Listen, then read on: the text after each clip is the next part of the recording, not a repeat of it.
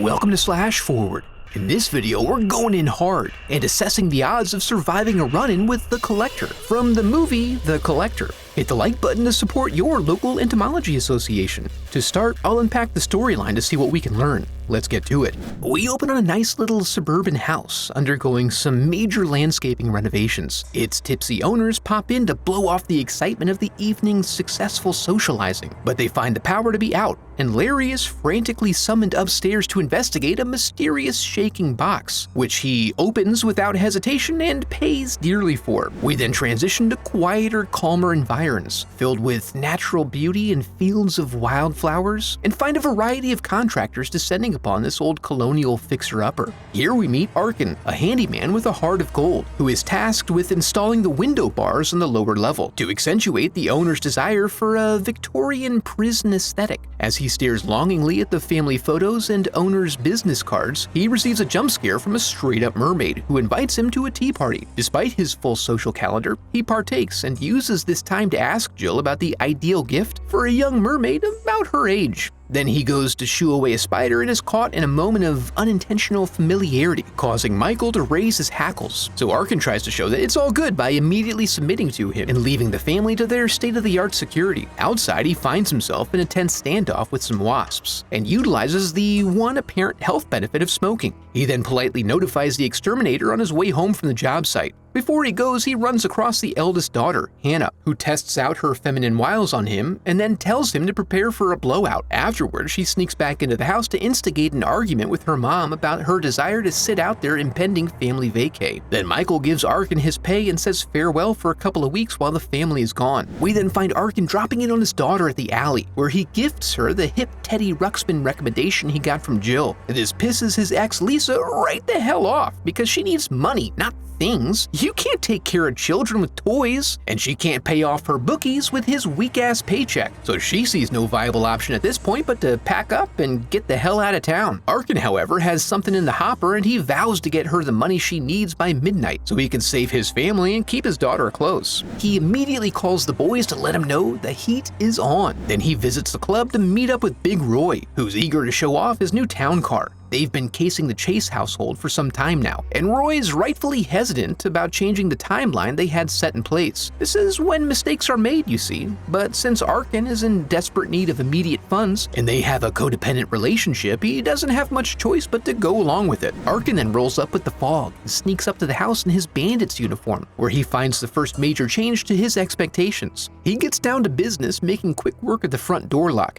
and then steps in to find the security system disengaged. So that's a win. He heads straight up to the wall safe and gets to hooking up all his code-breaking tech, then turns the dial slowly until he hears each tumbler drop. He's distracted from this, however, when he hears the sound of a second person entering the house. He quickly packs up and tucks away where the two cat burglars have a brief listening standoff before Arkin slips back downstairs, only to find the back door now sporting a new quartet of specialty deadbolts. Recognizing that he's low on time and options, and then hearing the mystery man head into the basement, he opts to dart back upstairs to get what he came for. But he can't do the job without quiet concentration, and sounds of torture begin wafting up from the basement. Mr. Chase then stumbles into the room thinking Arkin is a party to his misfortune, and he goes to grab his 9-iron. It sets off a tripwire that initiates a trap that snags and drags Michael down the hallway, suspending him momentarily before dropping him to the floor below. We then pull back a level as Arkin begins to recognize that the house is set up in a different configuration from normal. Being a man of action, Arkin goes for the phone, which causes a little tickle on his eardrum, and then heads for the windows, which are similarly set up to repulse any escape. The end result?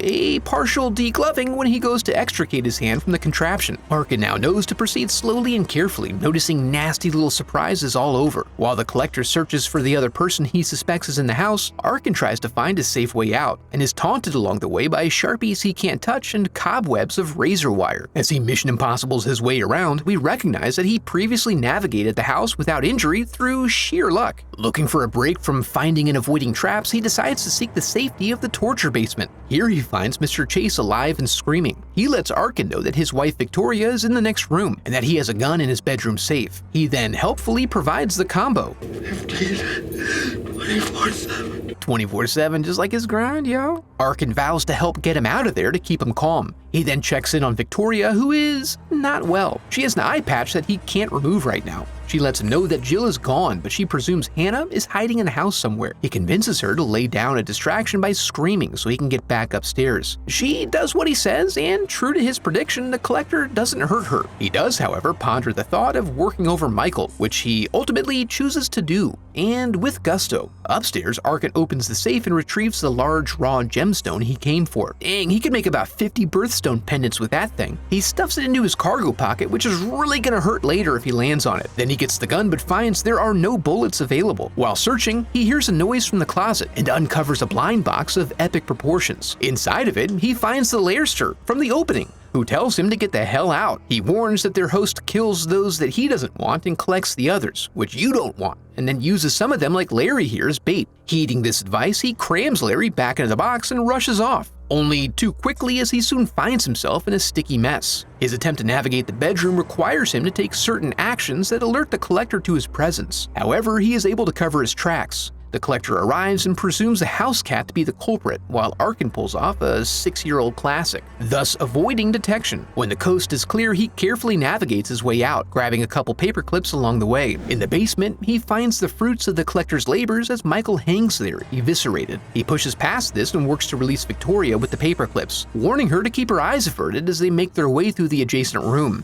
Unfortunately, the second she steps on something squishy, she breaks the one rule, freaks out, and runs. When she hits the top of the stairwell, she's greeted by the collector and violently stabbed. He then takes a quiet moment to tenderly release a spider into the wild, showing his soft side, before dragging Victoria back to the tub for preparation. The house is then enveloped in sound as he records Victoria's screams while stitching up her mouth, preventing him from hearing Arkin try to break out of the upstairs window. Then a huge storm rolls in that prevents Hannah from hearing Arkin's warnings as she rolls up with her forbidden date. She finds the front door locked to no longer work, and assuming it's just her petty mother teaching her a lesson, she thinks little of it. They head around to the back door where they're let in by the collector. They get playful and narrowly avoid a couple of traps, as the collector watches in sticky anticipation until he's discovered, which is exactly what he likes, so no big deal at all. Chad takes swift action but suffers the failure of bringing a fist to a knife fight and ends up falling backwards and getting absolutely wrecked by a room full of bear traps, which incidentally ends up being much less funny than cartoons would have led us to believe. Hannah manages to dial 911 but is dragged off. Arkin runs upstairs to break away some of the boards on the windows and sets off an alarm that allows him to circle back and release Hannah from her barbed wire restraints. Due to the confusing nature of what's happening and his inexplicable presence in her house, Hannah resists his help and attempts to arm herself with the scissors. However, tugging upon them results in her getting flung bodily into the projector screen. Feeling like he's really coming out of his rescue attempts empty-handed, Arkin goes to see if he can retrieve Larry, but he discovers that Larry and Box are synergizing pretty hard, so he leaves him and busts through the window, performing a perfect tuck and roll to the yard outside, only to discover that Jill's been upstairs the whole time. Oh, she's small enough to avoid most of the traps as the collector attempts to collect her, and then Arkin steps in and escorts her to her room. Here he tries setting up a booby trap of his own involving a fish tank and a tube television, but the collector is wily and this isn't his first rodeo, so he easily avoids it and starts chucking knives at them as they run into the next room, where Jill slips away into the laundry chute as their pursuer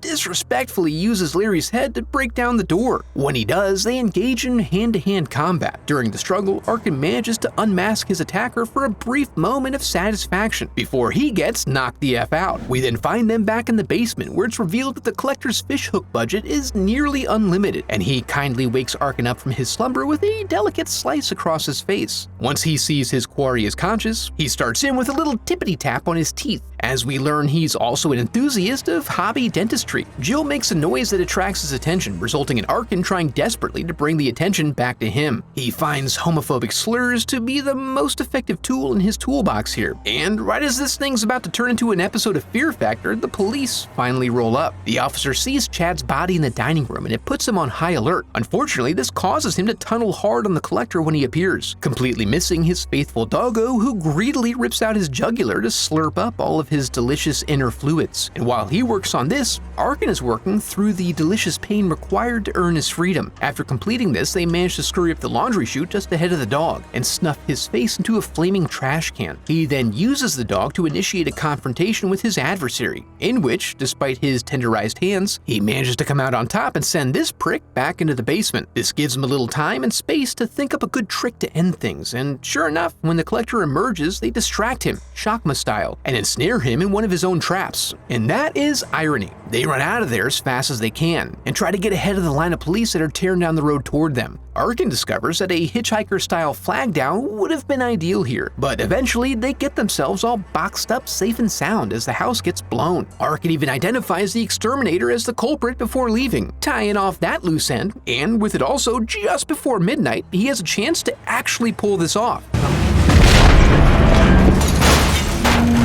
But his relentless pursuer catches up with him, and being a man used to getting what he wants, indelicately crams him into his box before driving off into the night. With that now established, let's get to the question of whether you could survive this ordeal. We're gonna have to take this as somewhat at face value, in terms of considering your odds based on the assumption you've already found yourself inside a house of horrors, because we're missing a key piece of information in that we never see the collector actually collect his victims. So we can't really say what steps might be involved in avoiding ensnarement. For the intended victims, obviously Arkin has the choice to decline being a cat burglar, and if he hadn't been encumbered by such a strong drive to get Lisa out of her gambling debt to ensure he could keep them around to assuage the guilt of his fatherly absenteeism, he would only be hearing about the fate of the Chase family on the nightly news. But based on that assumption, it seems like if you were inclined to stay alert and aware of your surroundings, proceed cautiously, and keep your head on a swivel, it is possible to make it out, but not very probable, so I'd have to put the survival odds at approximately 18.5%. And that's in consideration of the average person, of course. You, however, are obviously exceptional. I'm sure you'd be fine. Realistically, if you want to win in this scenario, Arkin had the generally correct idea, he just implemented it too timidly. First off, when I saw his lockpicking kit, I assumed it likely from my own experiences as a cat burglar that we would find a pair of wire cutters therein. Sure enough, he whips them out later to handle the barbed wire on Hannah. While the collector's tricks and traps are interesting, elegant, and varied, they also seem to be overly complicated in some ways and rely a great deal on pulleys and piano wire. A good pair of wire cutters would really render a majority of these things completely impotent. This and the fact that most of the useful items in the house are made unreliable by booby traps also speaks to the wisdom of committing to carrying a knife on your person at all times. If you have that covered, everything else is simply a matter of time and opportunity. The collector seems to be a formidable foe in terms of the martial arts, so taking him on directly is really a matter of necessity and consideration for your physical condition. If you've been injured or weakened in any way, it's probably best to avoid him, especially since, aside from being an obvious master of Tai Chi, he also seems to be more than happy to find soft places on your body to insert his knives. Once you've made the decision to escape and are alone upstairs, the power of positive thinking will bring you through. It's likely disheartening to get your hand snapped up in a razor blade trap, for instance, but I find it hard to believe that whatever spring counterweight mechanism he had set up for this had been repeated on all the upstairs windows. By refusing to let the fact that you're stuck in some sicko's torturous wet dream cause you to recede inward, you can begin testing and confirming the safest point of egress and work your way out from there. Being very careful, of course, to make sure you time any loud noises with the shrieks of pain and agony emanating from downstairs. This will be hard to overlook, but in an emergency, you have to take care of yourself first to put yourself in a position to help others. Hindsight is powerful for us here, but at the time, he didn't really do much saving on his own by running the gauntlet multiple times. You just have to push past your emotions here to ensure you can take advantage of your faculties for rational decision making in order to leave the screams of your fellow victims behind you. Before we go, I'd like to give a huge thanks to my donors memorialized in the Hall of Headshots.